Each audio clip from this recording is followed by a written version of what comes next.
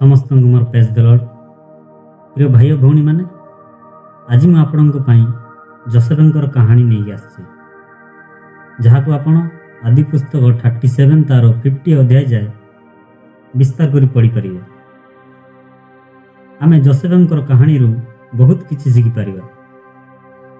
ये वीडियोटी आरंभ करने पूर्व मोर छोट अनुरोध यही मो ओडिया जीजस मोटिवेट चैनल को सब्सक्राइब करूँ और एमती नुआ नुआ टॉपिक रे वीडियो देखापी बेल आइकन को निश्चय दबातु। तो चलतु प्रिय माने वीडियो को आम आरंभ करिबा। जोसेफ जाकोबर एकादश पुत्र थिला। तांकर प्रिय पत्नी राहुलंक माध्यम रे प्रथम पुत्र थिला। जोसेफंक कहानी आदि पुस्तक 37 तार 50 अध्याय जाए मिली थाए। तांको जन्म घोषणा परे आमे जोसेफंक एक 17 वर्ष युवक भावरे देखू। जोसेफंकु तांकर समस्त पुत्र अपेक्षा अधिक भल पाउथिले कारण से वृद्ध अवस्था पुत्र होइतिला एवं जाकुब जोसेफंकु अनेक रंगर पोशाक तैयारी करि दैथिले। जोसेफंक भाई माने जानिथिले जे सेमानंक पिता जोसेफंकु सेमानंक अपेक्षा अधिक भल पाउछि, सेति सेमाने तांको घृणा करुथिले। जोसेफ तांको स्वप्न को परिवार सहित जोड़िबा आरंभ कला। जोसेफ तांको परिवार उपरे शासन करुथिबा समय रे एही दर्शन पाइथिले। जोसेफंक प्रति शत्रुता आहुरी बढ़िबाकू लागिला जेतेबेले तांको भाई माने मरुभूमि रे तांको हत्या करबाकू षडयंत्र कले, किंतु ज्येष्ठ पुत्र रूबेन एही हत्याकांड को सीधा सड़क विरोध करी जोसेफंक एक खाल रे पकाई देबाकू परामर्श देला।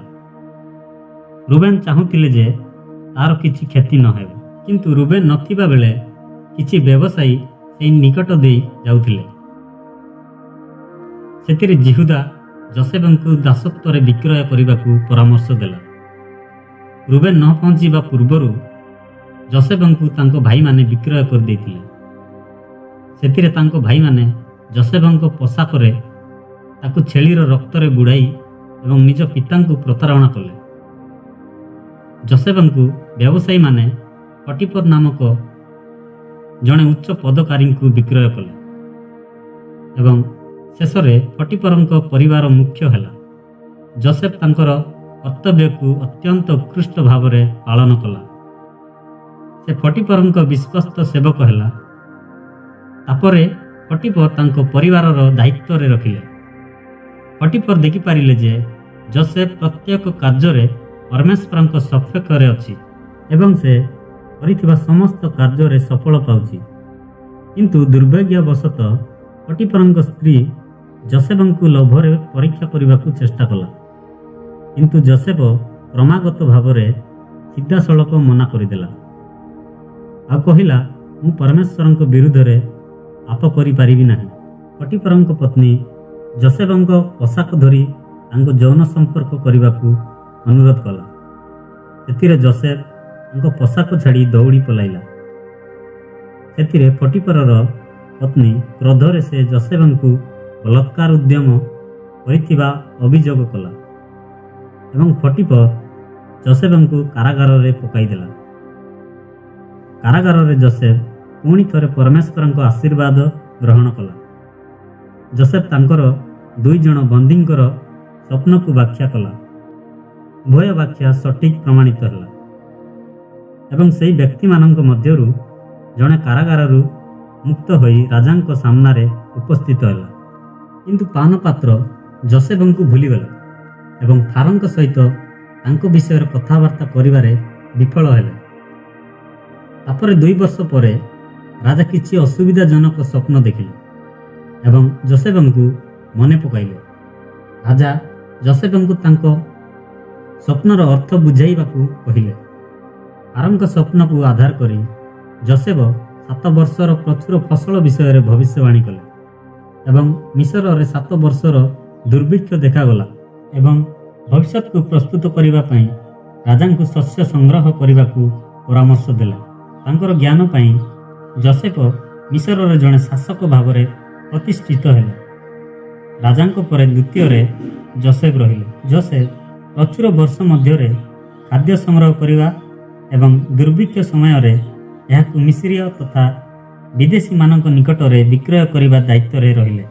ଏହି ବର୍ଷ ଗୁଡ଼ିକରେ ଯୋସେଫଙ୍କର 2ଟି ପୁତ୍ର ଥିଲେ, ଯାହାର ନାମ ମନସି ଏବଂ ଇପ୍ରମିୟ। ଯେତେବେଳେ ଦୁର୍ଭିକ୍ଷ ଦେଖାଗଲା, କିଣାଣ ମଧ୍ୟ ପ୍ରବାହିତ ହେଲା, ଯାକୁବ ତାଙ୍କର 10 ପୁତ୍ରଙ୍କୁ ଶସ୍ୟ କିଣିବା ପାଇଁ ମିଶରକୁ ପଠାଇଲା। ସେ ତାଙ୍କର ସାନ ପୁଅ ଏବଂ ରାହୁଲଙ୍କ ପୁତ୍ର ବିନ୍ୟାମିନଙ୍କୁ ନିଜ ରୂପେ ଗ୍ରହଣ କଲେ। ଇଜିପ୍ଟରେ ଥିବାବେଳେ ତାଙ୍କ ଭାଇମାନେ ସେମାନଙ୍କର ଦୀର୍ଘ ଦିନ ହଜିଯାଇଥିବା ଭାଇଙ୍କୁ ଭେଟିଲେ, ଯାହାକୁ ସେମାନେ ଚିହ୍ନି ପାରିଲେ ନାହିଁ। ତଥାପି ଯୋସେଫ ତାଙ୍କ ଭାଇମାନଙ୍କୁ ଚିହ୍ନିଲେ। ସେ ଗୁପ୍ତଚର ବୋଲି ଅଭିଯୋଗ କରି ଯୋସେଫ ସେମାନଙ୍କୁ ପରୀକ୍ଷା କଲା। ସେ ସେମାନଙ୍କୁ 3 ଦିନ କାରାଗାରରେ ରଖିଲା, ତାପରେ ସମସ୍ତଙ୍କୁ ଛାଡ଼ିଦେଲା। ସେମାନଙ୍କୁ ଶସ୍ୟ ସହିତ ପଠାଇଲା ଏବଂ ସାନ ପୁଅଙ୍କୁ ସାଙ୍ଗରେ ଆଣିବାକୁ କହିଲା। ଯୋସେଫଙ୍କ ପରିଚୟ ବିଷୟରେ ଅବଗତ ନଥିଲା। ସମସ୍ତ ଭାଇମାନେ ବର୍ଷ ବର୍ଷ ପୂର୍ବରୁ ନିଜ ଭାଇକୁ ବିକ୍ରୟ କରିବାର ଦୋଷୀ ଅନୁତାପ କଲେ। ତାପରେ ଯୋସେଫ ସେମାନଙ୍କ ଆଲୋଚନା ଶୁଣି କାନ୍ଦିବାକୁ ଲାଗିଲା। ସେ ସିମିୟନକୁ ତାଙ୍କ ସହିତ ରଖିଲେ ଏବଂ ଅନ୍ୟମାନଙ୍କୁ ଯିବାକୁ ଦେଲେ ଏବଂ ଗୁପ୍ତରେ ସେମାନଙ୍କ ଟଙ୍କା ତାଙ୍କ ଅଖା ଭିତରେ ରଖିଦେଲା। ଯେତେବେଳେ ଭାଇମାନେ ଜାଣିବାକୁ ପାଇଲେ ଯେ ସେମାନଙ୍କର ଟଙ୍କା ଫେରସ୍ତ ହୋଇଛି, ସେମାନେ ଅଧିକ ଭୟଭୀତ ହେଲେ। ତାପରେ ତାଙ୍କ ଭାଇମାନେ ଘରେ ପହଞ୍ଚିଲେ ଆଉ ସେମାନେ ଯାହା ଘଟିଲା ତାହା ଯାକୁବକୁ କହିଲେ। ଯୋସେଫଙ୍କ ମୃତ୍ୟୁ ଏବଂ ସେମାନଙ୍କ ଅତିରିକ୍ତ କ୍ଷତି ପାଇଁ ଯାକୁବ ପୁଣି ଥରେ ଶୋକ କଲା। ଦୁର୍ଭିକ୍ଷ ଅଧିକ ଭୟଙ୍କର ହେଲା। ଯାକୁବ ରାଜି ହେଲେ। ଜିହୁଦା ନିଜ ଜୀବନକୁ ବଞ୍ଚାଇବାକୁ ପ୍ରତିଜ୍ଞା କରି ଯାକୁବଙ୍କୁ ବିନ୍ୟାମିନକୁ ପଠାଇବାକୁ ଅନୁମତି ଦେଲା। ଯାକୁବ ରାଜି ହେଲେ ଏବଂ ସେ ସଂଗ୍ରହ କରିଥିବା ଫଳଗୁଡ଼ିକୁ ପଠାଇଲେ ଏବଂ ଶସ୍ୟ ପାଇଁ 2 ଗୁଣ କଲେ। ଯୋସେଫ ତାଙ୍କ ଭାଇମାନଙ୍କୁ ଦେଖିଲେ। ସେ ତାଙ୍କର ସେବକମାନଙ୍କୁ ଏକ ମେଷ ବଧ କରିବାକୁ ଏବଂ ଭାଇମାନଙ୍କ ସହିତ ଖାଇବାକୁ ପ୍ରସ୍ତୁତ କରିବାକୁ ଆଦେଶ ଦେଲେ। ଯୋସେଫଙ୍କର ଘରୁ ନିମନ୍ତ୍ରଣରେ ଭୟଭୀତ ହୋଇ ଭାଇମାନେ ପ୍ରଥମ ଥର ପାଇଁ ଯୋସେଫଙ୍କୁ ଫେରସ୍ତ କରିଥିବା ଟଙ୍କା ପାଇଁ କ୍ଷମା ମାଗିଲେ। ଯୋସେଫଙ୍କ ଅଧିକାରୀମାନେ ସେମାନଙ୍କୁ ଆଶ୍ୱାସନା ଦେଲେ ଏବଂ ସେମାନଙ୍କୁ ବାହାରକୁ ଆଣିଲେ। ଯୋସେଫ ଫେରି ଆସିବା ପରେ ଭାଇମାନେ ତାଙ୍କ ଆଗରେ ମୁଣ୍ଡ ନୁଆଇଲେ, ଯାହା ସେ ପୂର୍ବରୁ କରିଥିବା ଭବିଷ୍ୟବାଣୀ ପୂରଣ ହେଲା। ସେ ତାଙ୍କ ପରିବାରର ମଙ୍ଗଳ ବିଷୟରେ ପଚାରିଲେ ଏବଂ ପୁଣି ଯୋସେଫ କାନ୍ଦିବାକୁ ଲାଗିଲେ, କିନ୍ତୁ ଏଥର ସେ ନିଜ କୋଠରୀକୁ ଯାଇ ତାହା କଲେ। ଯେତେବେଳେ ତାଙ୍କ ଭାଇମାନେ ଯୋସେଫଙ୍କ ଠାରୁ ଅଲଗା ଏକ ବେଞ୍ଚରେ ଖାଇବାକୁ ବସିଲେ, ସେମାନେ ସେମାନଙ୍କର ଜନ୍ମ ଆଦେଶ ଅନୁଯାୟୀ ବସି ଆଶ୍ଚର୍ଯ୍ୟ ହୋଇଗଲେ। ଅନ୍ୟ ଭାଇମାନଙ୍କ ଅଂଶ ଅପେକ୍ଷା ବିନ୍ୟାମିନକୁ 5 ଗୁଣ ଅଧିକ ଶସ୍ୟ ଦିଆଗଲା। ନିଜ ପିତାଙ୍କ ନିକଟକୁ ପଠାଇବା ପୂର୍ବରୁ ଯୋସେଫ ନିଜ ଭାଇମାନଙ୍କୁ ପରୀକ୍ଷା କରି ସେମାନଙ୍କ ଟଙ୍କାକୁ ବିନ୍ୟାମିନଙ୍କ ଶସ୍ୟ ଅଖା ଭିତରେ ରଖିଦେଲେ।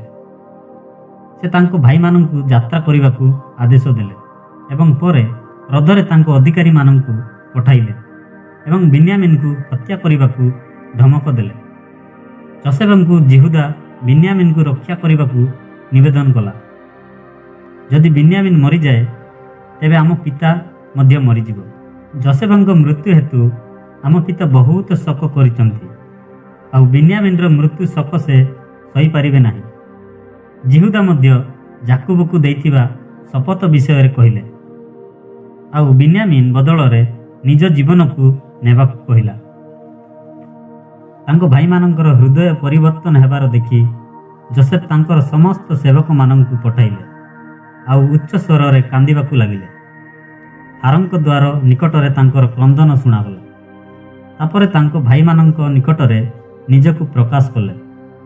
ଯୋସେଫ ତାଙ୍କ ଭାଇମାନଙ୍କୁ ଆଶ୍ୱାସନା ଦେଇ କହିଲେ, ତୁମେମାନେ ମୋ ପ୍ରତି ଯାହା କରିଥିଲ ସେଥିପାଇଁ ନିଜ ଉପରେ କ୍ରୋଧିତ ହୁଅ ନାହିଁ।